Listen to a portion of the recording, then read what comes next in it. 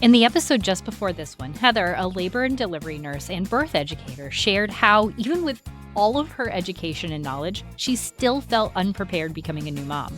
Today, she'll share with us the things that you can do when you're preparing for a new baby, even if it's your second, third, or even your fourth baby. Or how you can gently help your friends and family members prepare for their birth and beyond. Welcome to Mom's Guide to Finding Herself, where we share stories of side hustles and surviving while parenting young children. I'm your host, Chrissy Bold. Let's make motherhood less lonely and help you find joy in being you again. Do you remember that feeling you had when you had your first baby? Like total incomplete chaos. You were up all night Googling things like, why does my baby sound like a pterodactyl? Or will I ever sleep again? And then there's feeding struggles, like they have no neck control and you're juggling everything, including their head. And everyone tells you it's supposed to be natural, but it feels anything but. You're probably wondering, am I doing this right? Is this ever going to get easier? It's so easy to feel totally blindsided and overwhelmed, like you're in this alone and you're doing it all wrong, right? But here's the thing. Even if you're not a first-time mom, those feelings don't just disappear with the second or third or even your fourth baby. Each baby brings a whole new level of what is happening. You might think that you've got it all figured out with that first one. Maybe you even have that I got this moment, right? And then bam, baby number 2 or 3 shows up and it's completely different, throwing all your routines and expectations out the window. Your second baby might be a firecracker baby who has been a terror since they were 8 days old. Or you might expect that the third will be easier, and instead it feels like you're going from 2 kids to 13. Last time we talked to Heather about this. She's a mom of 3 and a labor and delivery nurse and a birth educator who, despite all of her experience, felt completely lost when she became a mom. The textbook advice that she used to give as a nurse was totally useless in her own reality. She experienced this postpartum fog in the hospital, and she had all this help, right? But when she went home, she was hit with the reality of having to make decisions all on her own.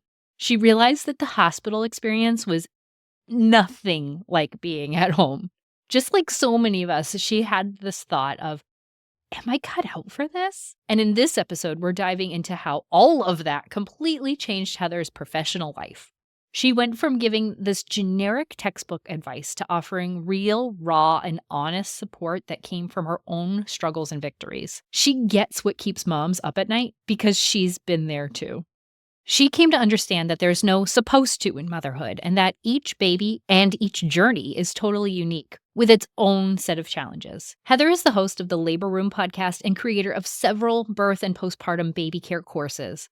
Through her courses, her podcast, and her Instagram page, she is committed to helping mothers navigate their birth experience with confidence and empowering mothers throughout their journey. Heather started out by creating a blog to help share her experiences and give a more realistic view of motherhood. Heather's going to tell us what she did differently the second and the third time around, and how, when preparing for her second birth, she focused on what she could do instead of what might happen to her. It's like the first time we're so focused on the what ifs that we forget that we're actually in control. And there are things that we can do to shape our experience. So listen to all of her wisdom. This is amazing. We've learned about how motherhood really changed you and how you figured out where your mothering was going to be and that you didn't know what you knew. But your whole life, your whole job, your whole career has been helping moms to transition into motherhood. So tell me, how did becoming a mom change your professional life? So much in every way, shape, and form. I mean, I always loved birth and I always was very fascinated with mothers and motherhood. And so I knew that working in maternal child health was where I was meant to be, but I didn't even know what that meant until I had my first baby. And I want to say that I was compassionate and empathetic to my patients before I had a baby, but now looking back, I don't know for sure that I was. Like, I feel like now that I had my babies, I can relate to them so much more and I can give them advice that actually matters. I think that before, when I before I had my babies, when I would take care of moms in labor or early postpartum, I would give advice that was so textbook, right? Like advice that they could Google. And, you know, and it was just like, well, this is how, you know, this is how your milk production works, or this is how, you know, you're going to push out your baby, whatever. It was so textbook. And now I feel like I know what actually matters, and I know what they're actually worried about, and I know where their brain is actually taking them, and it's not textbook. And I think that's why I needed to start my blog, and that's why I was so passionate about it, because so much information out there, especially now in the age of AI, right? Like the answers that you get are so perfect and textbook and just cookie cutter. And now at this point, like having 3 babies and having been a labor nurse for 10 years, I can tell them, like, listen, you don't have to listen to this piece of advice or that piece of advice, because all of it has nothing to do with you. Everybody's experience is different, and you're going to have to put together all of the advice that you get into this little basket with a bow that you've created for yourself. And you have to be able to create your own journey without feeling like you need to get it all right. And I feel like I say that a lot when I'm working with moms now, because they hear things like, oh, if breastfeeding hurts, then I'm doing it wrong. Right. Because that's what people say over and over again to try to get across a point that, oh, if you're breastfeeding and it hurts, then there might be a bad latch. But that's so freaking textbook. Right. And it's so annoying to me, because those words will discourage someone from continuing their journey because it hurts and it's not supposed to. And so I try so hard to like reverse that and remind people that like there is no supposed to, there is no have to or need to. It's like, here's a piece of advice, you can take it or leave it, but there's always something that you can change around to make it fit your life, because it's different. And I don't know, I'm kind of like rambling now, but I just feel like that it's just so impactful having your own experiences and being able to be real and raw with someone and tell them the honest, dirty truth that like it's not going to be perfect and it doesn't have to be, is so valuable to me. Like I hold that above everything else. That's so important, because the words that you hear and read, they're so subjective. So hearing that breastfeeding shouldn't hurt, well, what does that even mean? I mean, this is a brand new sensation for you and a brand new skill for your baby. So between the two of those things, yes, it's going to feel different than anything you've ever felt. Does that mean it hurts? Is it just uncomfortable? You know, there's these questions that if it just feels odd, feels different, you might interpret that as hurting. Yeah. But somebody who's been through it, you can ask more realistic questions and really probe and try to figure out where that goes. So I totally hear that. Now, when you had your first baby, did you do anything special to prepare? Or since you had so much education and firsthand experience, did you just go into it? Yeah, no, I did prepare actually. Yeah. I worked at a high risk teaching hospital. So I saw the best of the best, but also the worst of the worst. Yeah. And it didn't scare me like I should be afraid of birth, but it did, kick me into gear. Like I have to take the reins in my own birth, and I have to make sure that my husband is ready too. And it's not just me in the room. And so even though I had been a labor nurse for 2 years at the time, I took my husband to the hospital birth class, and it's the instructor is literally a labor nurse. So like, it's not that she knew anything different than I knew, but just being a patient, being a student alongside my husband, I feel was really important to me. And so I did do that in order to help prepare not only like what I know, but just my mental state for being somebody in labor. So I did do that, but I wouldn't say that it was terribly helpful for me, but it was helpful for my husband, I think, to get into the right mindset of like being a support person. But then the craziest part is that I went on to have my second baby, and I did so much more preparation than I did with my first. That with my second, I knew what I didn't want. I knew how my first played out, and I was like, well, I don't want that again. So I'm going to actually take the reins and make a birth plan and make sure I know exactly what I'm going to do in order to have the birth that I want. So I did things a lot differently then. Tell me more about that, because I'm really curious. And I had a really similar experience where my first birth, I felt like I knew a lot going in, but then you don't know until you know, and then you change how you're going to do things. I thought the second time around would be easy breezy, but I did so much more research and so much more education. So what kinds of things did you do differently to prepare yourself the second time around? Yep, that's so true. And I hear that every day. I swear, I hear it every day. And being a birth educator who, I host birth courses and I teach birth classes and I try to empower women to, take the reins in their own birth, I constantly try to reach the first-time mom.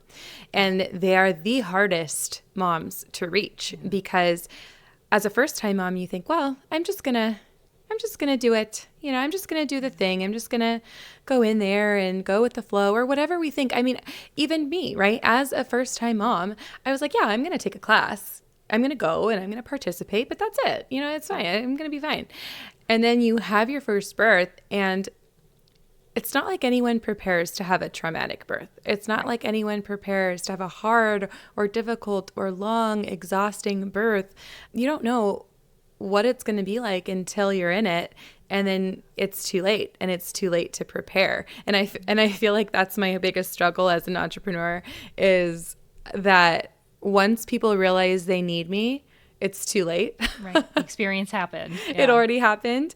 And so most of the people that I reach are second-time moms because they realize, okay, like I had that experience and I want it to be different.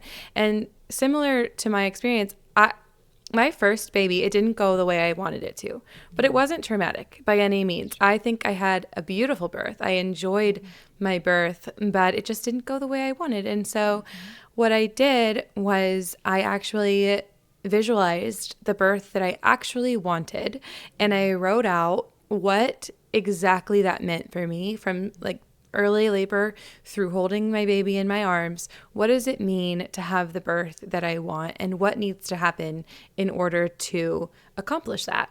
And then step by step, what can I do? What can I do as the mom, as the pregnant person? What can I do to make that happen? And I think the difference is that when we are first-time moms, taking a birth class or not, writing a birth plan or not, we're thinking about what's going to happen to us, right? Like, am I going to get an epidural? Am I going to have a C-section? Am I going to be induced? Things that people are doing to us. And instead, I switched my mindset and I told myself, well, what am I going to be doing? What can I do to change the trajectory of my birth? And, that worked for me. That absolutely worked. It changed everything. I had the most beautiful, empowering birth with my second, so much so that in the car ride home, when we buckled that baby into the car seat and started driving, my husband literally said out loud, "Whew, that was amazing. Let's do it again." Oh, wow. That's exactly what you want to hear with your like adrenaline and everything. That's a dream. Yeah, it was adrenaline for sure. And it was just this like out of body experience for both of us. We just were like, that was euphoric. And people think I'm so weird by saying that, to say that my birth was euphoric, but it was. And your birth can be so incredible. But unfortunately, this like media and just the way we talk about birth makes it like you aren't the driver, that you're a passenger, and that everything is just up to chance, but it's just not the case a lot of the time. Right. It's so true. Yeah, there's so much you can do going in, and it's really powerful that you reach so many second-time moms. Now, tell me about third-time moms. What did you do the third time going in? The third time, I was almost just as nervous because I was like, is it going to measure up?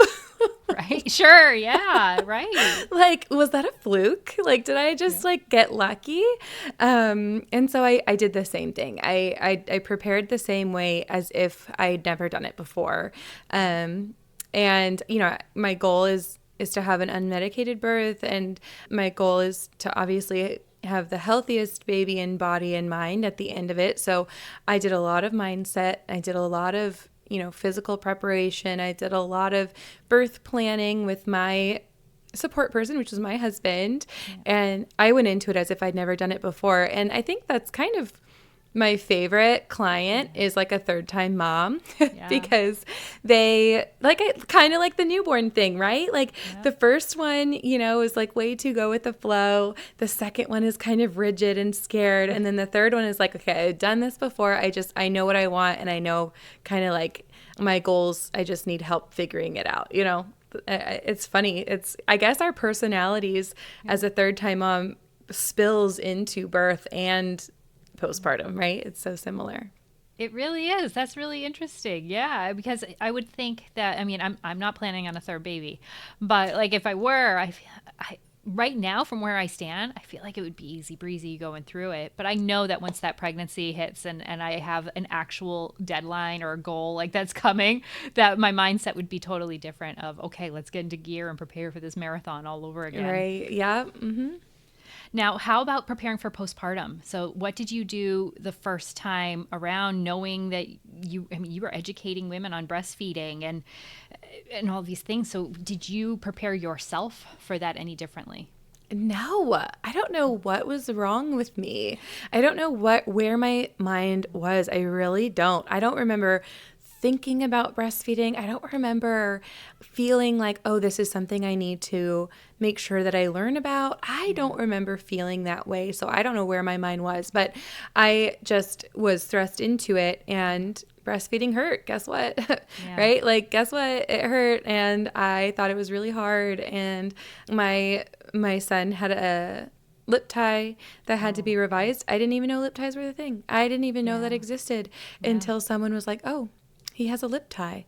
And then he was like 5 weeks old when he ended up getting it lasered, and it did help, but it didn't help any with his reflux, which is like my ultimate goal was to get him to stop throwing up.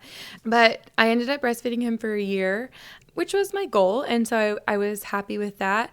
But then just like birth with my second, I actually did a lot more research about breastfeeding and milk supply and latch because I wanted it to be different. I'm realizing as I'm talking to you, I feel like this is therapy.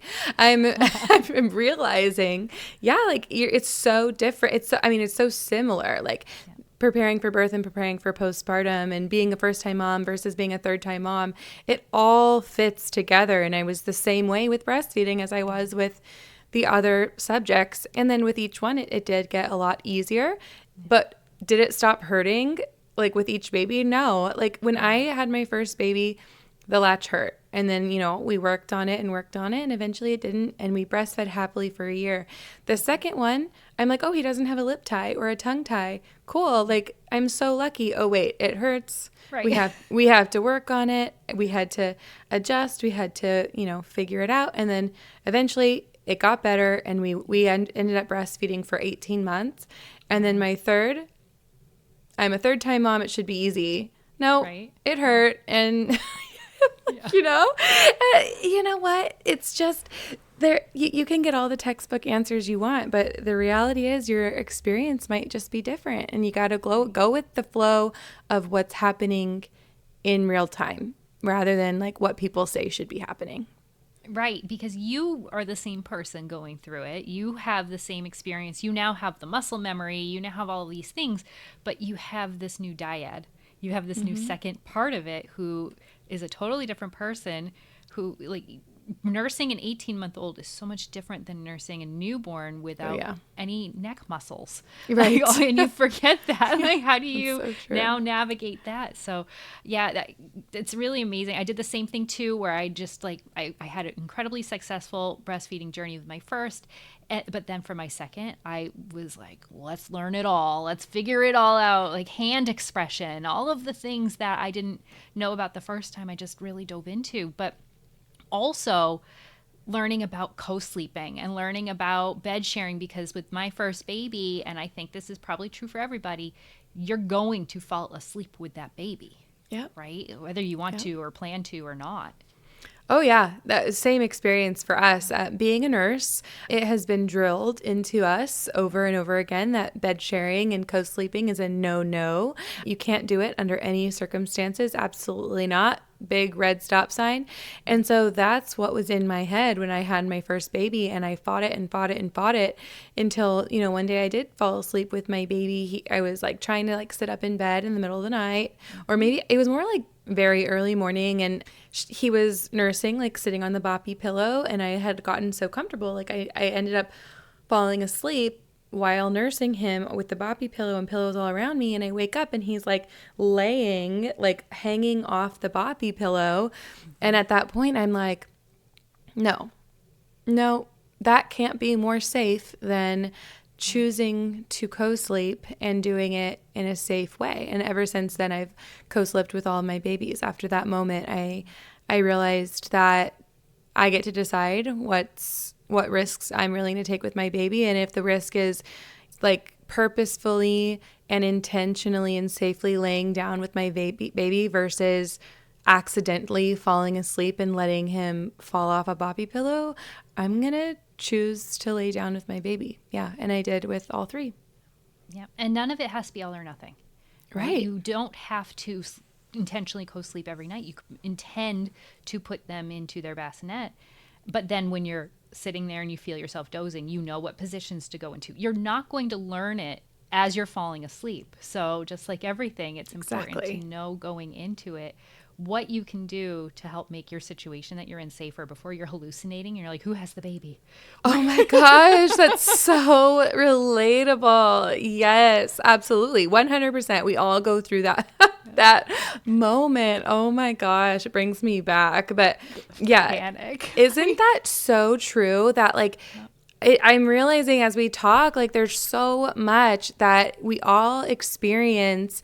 And like you said, you don't learn it when it's happening. Like same for labor, right? Which is like what my whole life, right? Like you don't learn it when you're there. You have to choose to prepare before you get there. You have to make that choice, and you can't turn around your traumatic birth story when you're in it. Once you have it, you have it. And then your next opportunity to have a beautiful birth is your next one if you choose to have another baby. And then postpartum is the same way. I made all the mistakes not preparing, and then it was hard, and I would say traumatic for me, the postpartum experience for the first one.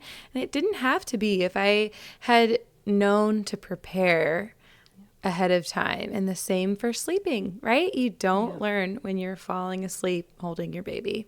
Wow. That's so true. Yeah. That's deep. Now, you are one of the very few people who have taken these experiences and created something beautiful from it. You have created these courses, this social media, this podcast, all of these things that you have, these layers of support that you share with other women as they prepare for their journey. So hopefully they don't have to experience everything that you did. Maybe it'll be a little different. I mean, they're going to. That's how it is. But So tell me about everything that you've created and how that's come about.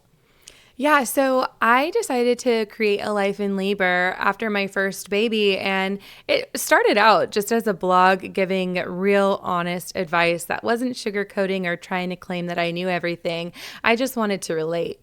And then over time, as I became a more experienced mom, not that I'll ever know everything, but as I started to learn, I just wanted to be able to scream it from the rooftops and say, listen, I can help you. And so I ended up making courses. My first course was a birth course, because that's where my strongest passion lies and where I can talk all day and all night about birth. And so I created the Empowered Birth Academy, where I teach people how to achieve their most empowered birth, which oftentimes women choose to go unmedicated. And I help people find a path towards an unmedicated birth without judgment, and while knowing that it's okay to change your mind and have a plan B. And then after my third baby is when I really dove into creating a life after labor postpartum course to help mamas who are struggling with the whole postpartum season. Milky's Like You Mean It, which is a breastfeeding and pumping course. And then my baby, my youngest course, but one that I feel is so, so important, is Momming Like You Mean It, Mastering the Newborn Stage, because I think that the newborn stage is the hardest stage, harder than pregnancy, harder than birth, harder than breastfeeding. Just being in that newborn haze is something that I feel like we should be taking more time to learn about so that it can be a beautiful newborn bliss rather than this time of constant Googling and wondering, am I doing it right? What does everyone else know that I don't know? So I put all of that into a course and put all of my tips and tricks and advice for new mamas with no judgment and just honest advice for a mom that I would say to anybody sitting next to me, any best friend of mine. I'd be like, listen, this is what I want you to know. That is what we need. We all need that best friend on our side that's going to tell us like it is, but also give us hope for how it could be. I went into all of this. I'm a super eager person. I am ready to learn everything all the time. And I would be signing up for classes and people would say, wow, you're already doing this? You don't have to be doing this until you're 30 weeks, something like that. The hospital class, they would be pushing me down the line. When do you think people should be doing it? Because it's a lot to take in. How do you structure that? I don't know that I have a perfect time that I would recommend people to get in. I think that you do need enough time. So if you're, 37 weeks, I would encourage you to definitely start, but I feel like you've waited too long, right? And so typically I tell people the earlier the better, period. If you're 6 weeks pregnant and you want to get the ball moving, then a course is a perfect way to do that because you can go back and refresh and rewatch as many times as you need, and you can start looking into things that you didn't know you needed to know, right? Yeah. There are so many things that we don't know until, you don't know what you don't know. That's what I'm trying to say. Exactly. Yeah. It's never too early because the more time you have, you can start deep diving into things that made you wonder or you have more questions on. Yeah. And when you're pregnant, I think that mostly our brains are focused on birth because that's the most immediate, scary thing that we're going to be, having to do. And so we're like, oh, I don't have to give birth until, months from now, so I don't have to worry about it. But I think that when you start preparing for birth, then you start realizing that there's a whole other person involved and you're like, oh, wait, I'm also going to be breastfeeding. Oh, wait, what am I supposed to do with this newborn baby when I take them home? And so there's so much to learn in a very narrow period of time. You don't get extra credit. You don't get extra time if you run out of time. Once you're in labor, you're in labor. So getting into these courses and learning about labor and birth and then postpartum and breastfeeding and taking care of a baby, you can be doing that your whole pregnancy. Mm-hmm. I hear you that totally. Birth and labor and delivery, it all seems that's the unknown from what you think it's going to be. From everything you think, that this is going to be something I've never experienced and I have no frame of reference for. But having the baby, my sister has a baby. I've seen babies on TV. It's going to come naturally, but it doesn't. So preparing for that too is super important. Yeah, it's so true. I think that's where my mind was too. It's just I see it all the time, but you don't realize how many things are going to come up that you realize wait, is that normal? Or wait, how do I do that? It's constant. Yeah. And then hearing other people's experiences. My audience is all moms who've already had babies. So this is just kind of therapeutic of we're all in this together and I'm not alone. But for your audience on your podcast, you must have a lot of pregnant women who are going into this. So how do you help share those kinds of experiences without scaring people? Oh my gosh. Yeah, no, that's actually the biggest thing for me is that I don't think you should be afraid of labor or birth. breastfeeding or, postpartum. And yeah, talking about my story, I guess it does sound scary because I had such a hard time.